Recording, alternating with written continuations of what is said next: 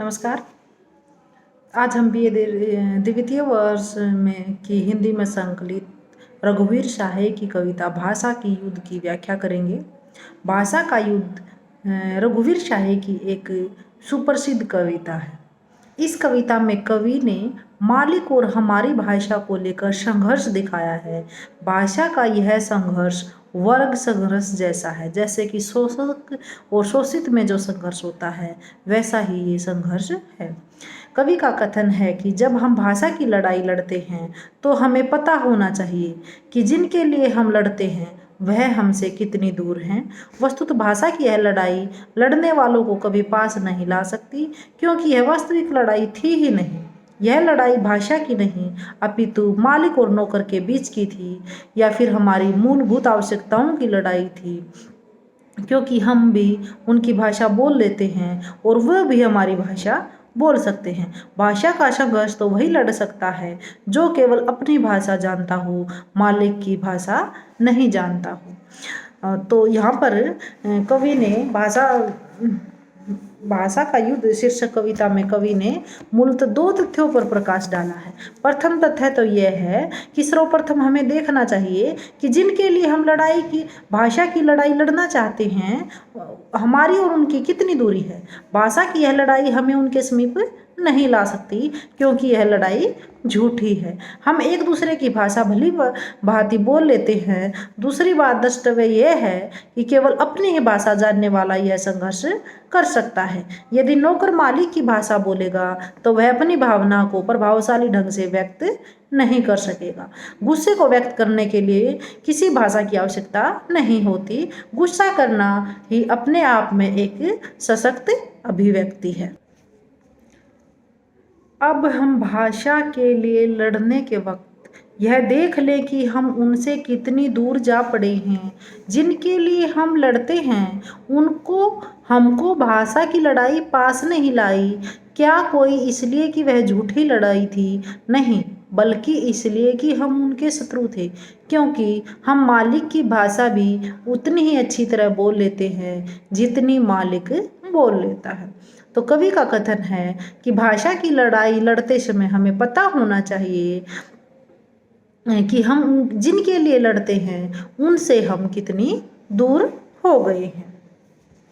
जिनके लिए हम लड़ते हैं हमको भाषा की लड़ाई पास नहीं लाई, और हम जिनके लिए भाषा की लड़ाई लड़ते हैं उनकी और हमारी भावनाएं कभी भी आपसे में तालमेल नहीं लाई।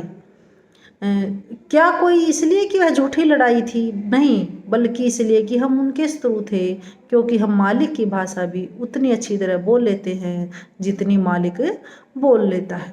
वस्तु तथ्य यह है कि हमें भाषा की लड़ाई उनके पास नहीं ला सकी।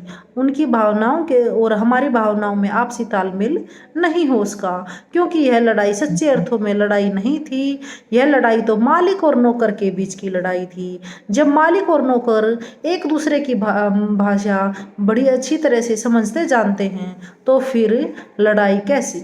अगर नौकर मालिक की भाषा बोलेगा तो वह अपनी भावनाओं को प्रभावशाली ढंग से व्यक्त नहीं कर सकता। यहाँ पर एक तो मालिक है जो शोषक वर्ग होता है, पूंजीपति वर्ग होता है, और अगर हम इसका दूसरा अर्थ लें तो भगवान भी मालिक होता है, कि मालिक जो भगवान होता है वो हम सब व्यक्तियों को की भाषा को जान लेता है और हम सबको न्याय देता है।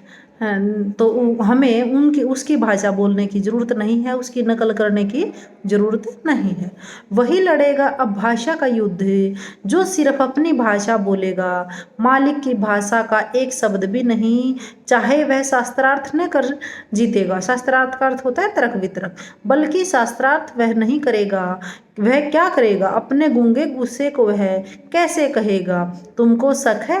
गुस्सा करना ही गुस्से की एक अभिव्यक्ति जानते हो तुम, वह और खोज रहा तुम जानते नहीं। तो रघुवीर शाहे जी कहते हैं कि भाषा का युद्ध द्विभाषिक नहीं लड़ा जा सकता। यह युद्ध तो वह लड़ेगा जो केवल अपनी भाषा जानता हो। यथा नौकर केवल अपनी भाषा में ही बात सशक्त रूप में कह सकता है, न कि मालिक। जिस तरह से हम भगवान की पूजा अर्चना करते हैं वो अपने शब्दों में हैं। और मालिक भगवान जब हमारी रक्षा करते हैं तो वो अपने भाव से ही करते हैं, उसकी भाषा हमें समझ नहीं आती है। मालिक की भाषा का एक शब्द भी नहीं, चाहे वह शास्त्रार्थ न कर जीतेगा, बल्कि शास्त्रार्थ वह नहीं करेगा। तो मालिक यथा नौकर अपनी भाषा में भी सशक्त रूप से कह सकता है, न कि मालिक की भाषा। मालिक की भाषा का एक भी शब्द न बोलने पर वह जीत सकता है, उसे तर्क वितर्क करने की कोई आवश्यकता नहीं है, वाद विवाद करने की भी कोई आवश्यकता नहीं है। कवि ने गुस्से का उदाहरण देते हुए कहा है कि गुस्सा करना ही गुस्से की अभिव्यक्ति जानते हो तुम, कि गुस्से को अभिव्यक्त करने के लिए किसी भाषा की जरूरत नहीं। गुस्सा करना एक सशक्त अभिव्यक्ति है। अगर हम गुस्सा करेंगे और गुस्सा करके भाषा की लड़ाई लड़ेंगे तो उसका उत्तर हमें गुस्से में ही मिलेगा। तो गुस्से के लिए किसी भी भाषा की जरूरत नहीं है। गुस्सा करना ही गुस्से की अभिव्यक्ति होती है। इसलिए हमें भाषा संबंधी इस तथ्य को भलीभांति समझ लेना चाहिए। भाषा की लड़ाई लड़ते समय भाषा और बोलने वालों में समीपता का होना जरूरी है।